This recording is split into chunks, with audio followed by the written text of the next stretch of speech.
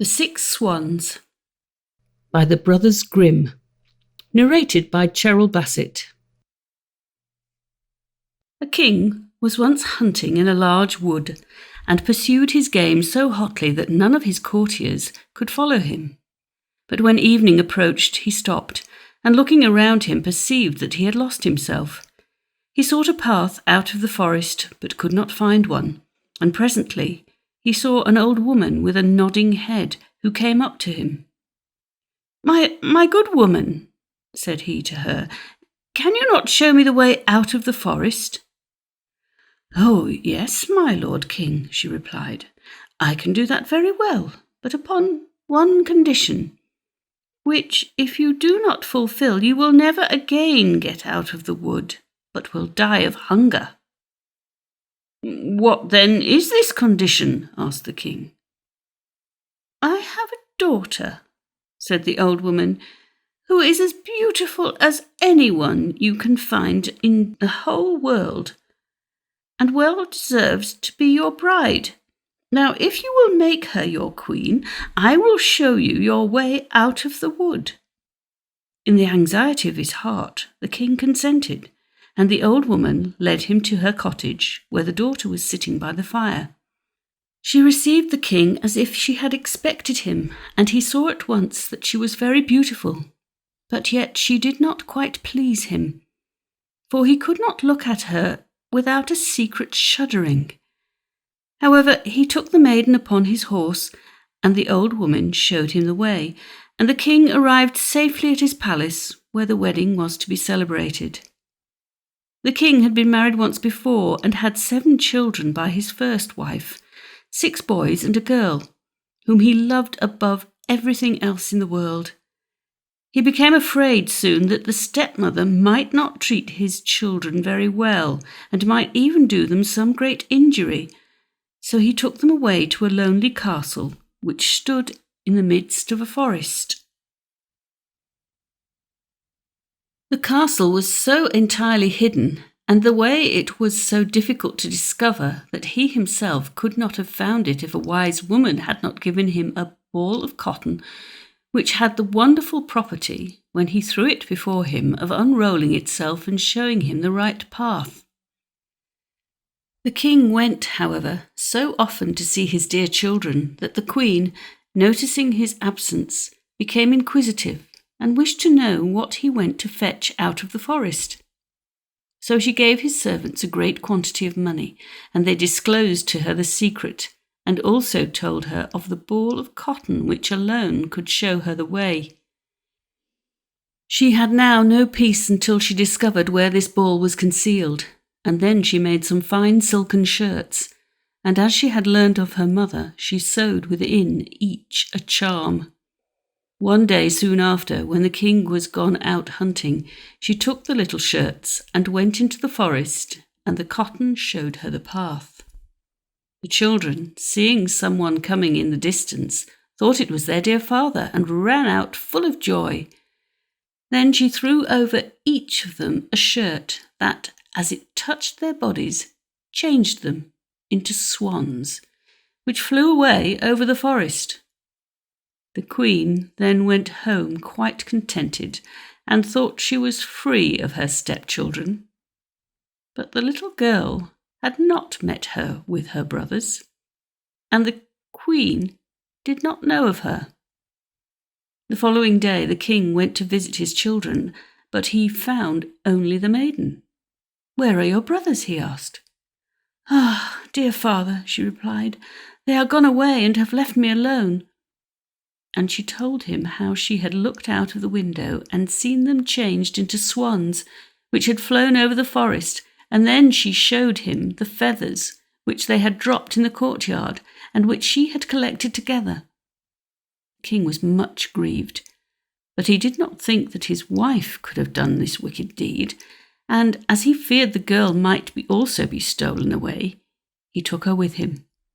She was, however, so much afraid of the stepmother that she begged him not to stop more than one night in the castle. The poor maiden thought to herself, "This is no longer my place. I will go and seek my brothers." and when night came she escaped and went quite deep into the wood. She walked all night long and a great part of the next day until she could go no further from weariness. Just then she saw a rough-looking hut, and going in she found a room with 6 little beds. But she dared not get into one, so crept under, and laying herself upon the hard earth, prepared to pass the night there. Just as the sun was setting, she heard a rustling, and saw 6 white swans coming flying in at the window. They settled on the ground and began blowing one another until they had blown all their feathers off, and the swans' down slipped from them like a shirt. Then the maiden knew them at once for her brothers, and gladly crept out from under the bed, and the brothers were not less glad to see their sister, but their joy was of short duration. "Here, you must not stay," they said to her. "This is a robber's hiding place. If they should return and find you here, they would murder you." "Can you not protect me then?" inquired the sister. "No," they replied, "for we can only lay aside our swan's feathers for a quarter of an hour each evening, and for that time we regain our human form. But afterwards we resume our changed appearance." Their sister then asked them with tears, "Can you not be restored again?" "Oh, no," replied they, "the conditions are too difficult. For 6 long years you must neither speak nor laugh, and during that time you must sew together for us 6 little shirts of star flowers, and should there fall a single word from your lips, then all your labour will be in vain." Just as the brothers finished speaking, the quarter of an hour elapsed, and they all flew out of the window again like swans. The little sister, however, made a solemn resolution to rescue her brothers, or die in the attempt, and she left the cottage and, penetrating deep into the forest, passed the night amid the branches of a tree. The next morning she went out and collected the starflowers to sew together. She had no one to converse with, and for laughing she had no spirits, so there up in the tree she sat, intent upon her work. After she had passed some time there, it happened that the king of that country was hunting in the forest, and his huntsmen came beneath the tree on which the maiden sat. They called to her and asked, "Who art thou?" But she gave no answer. "Come down to us," continued they. "We will do thee no harm." She simply shook her head, and when they pressed her further with questions, she threw down to them her golden necklace, hoping therewith to satisfy them. They did not, however, leave her, and she threw down her girdle, but in vain, and even her rich dress did not make them desist. At last, the huntsman himself climbed the tree and brought down the maiden and took her before the king. The king asked her, "Who art thou? What dost thou upon that tree?" But she did not answer. And then he questioned her in all the languages that he knew, but she remained dumb to all, as a fish. Since, however, she was so beautiful, the king's heart was touched, and he conceived for her a strong affection. Then he put around her his cloak, and placing her before him on his horse, took her to his castle. There he ordered rich clothing to be made for her, and although her beauty shone as the sunbeams, not a word escaped her. The king placed her by his side at the table, and there her dignified mien and manners so won upon him that he said, "This maiden will I marry, and no other in the world." And after some days he wedded her. Now the king had a wicked stepmother who was disconnected with his marriage, and spoke evil of the young queen. "Who knows whence the wench comes?" said she. "She who cannot speak is not worthy of a king." A year after, when the queen brought her firstborn into the world, and the old woman took him away, then she went to the king and complained that the queen was a murderess. The king, however, would not believe it and suffered no one to do any injury to his wife, who sat composedly sewing at her shirts and paying attention to nothing else. When a second child was born, the false stepmother used the same deceit, but the king again would not listen to her words, saying, "She is too pious and good to act so.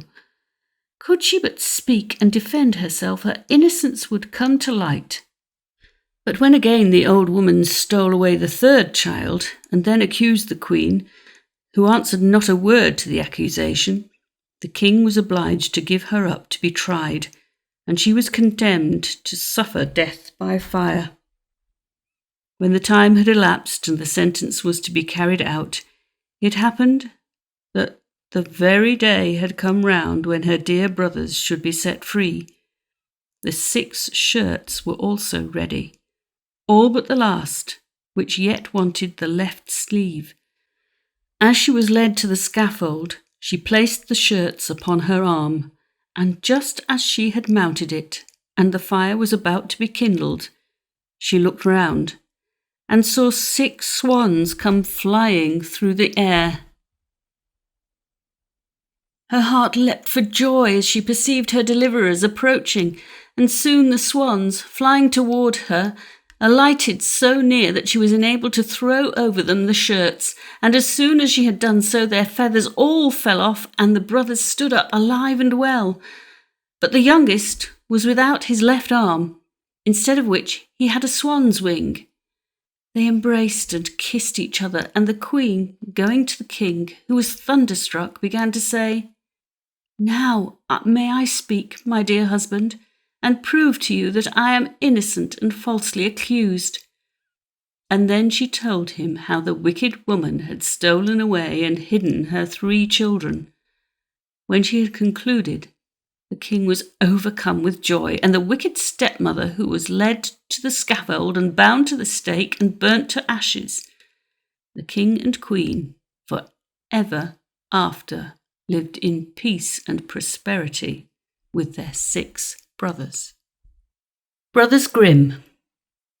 The brothers Grimm, die Brüder Grimm or die Gebrüder Grimm, Jacob 1785 to 1863, and Wilhelm Grimm 1786 to 1859, were German academics, philologists, cultural researchers, lexicographers and authors who together collected and published folklore during the 19th century.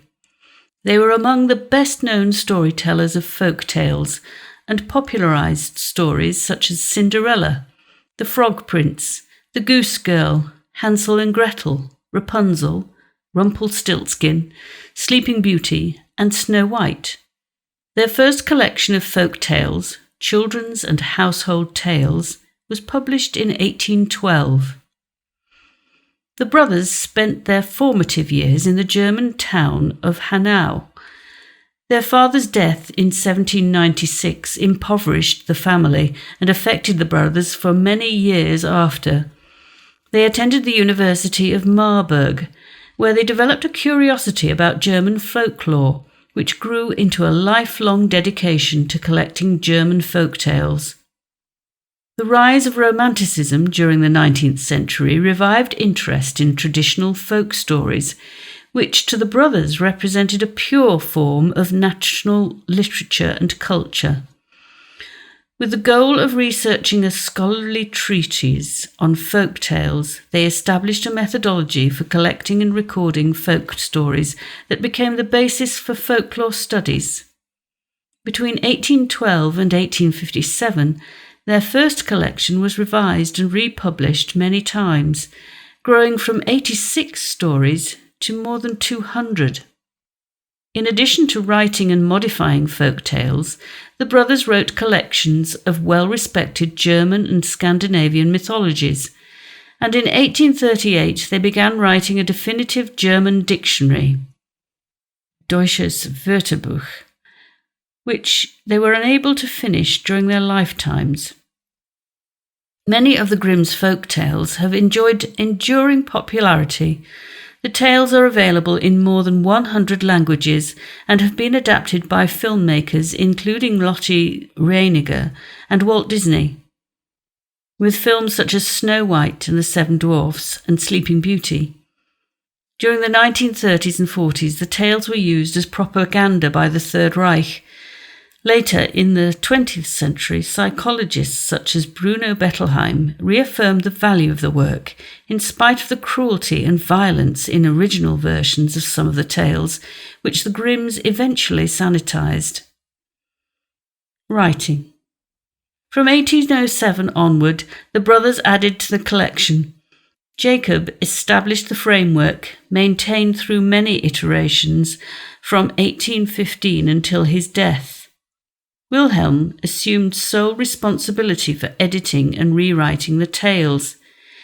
He made the tales stylistically similar, added dialogue, removed pieces that might detract from a rustic tone, improved the plots, and incorporated psychological motifs.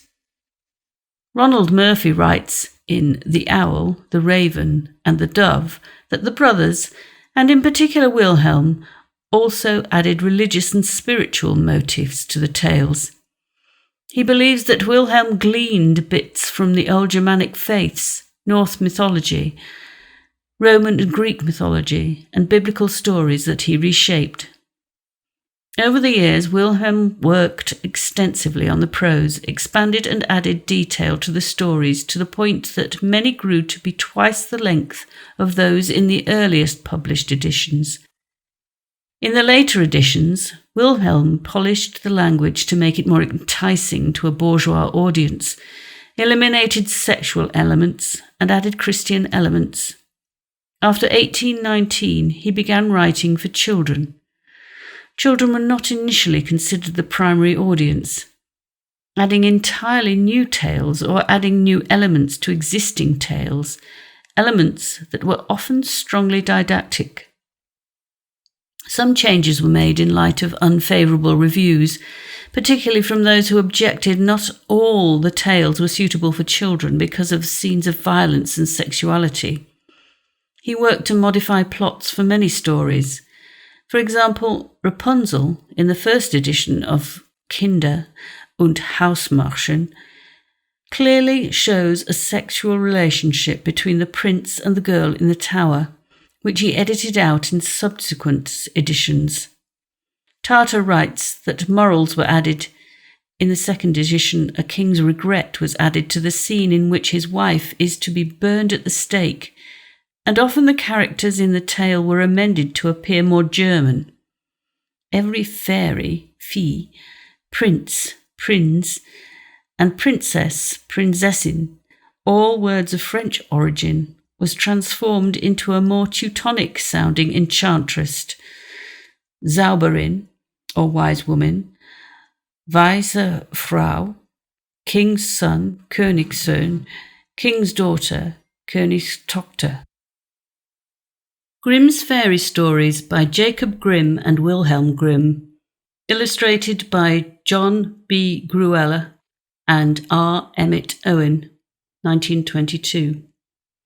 Contents: The Goose Girl, The Little Brother and Sister, Hansel and Gretel, Oh, If I Could But Shiver, Dummling and the Three Feathers, Little Snow White, Catherine and Frederick, The Valiant Little Tailor, Little Red Cap, The Golden Goose, Bearskin, Cinderella, Faithful John, The Water of Life, Thumbling, Briar Rose, The Six Swans, Rapunzel, Mother Holle, The Frog Prince, The Travels of Tom Thumb, Snow White and Red Rose, The Three Little Men in the Wood, Rumpelstiltskin, Little One Eye, Two Eyes, and Three Eyes.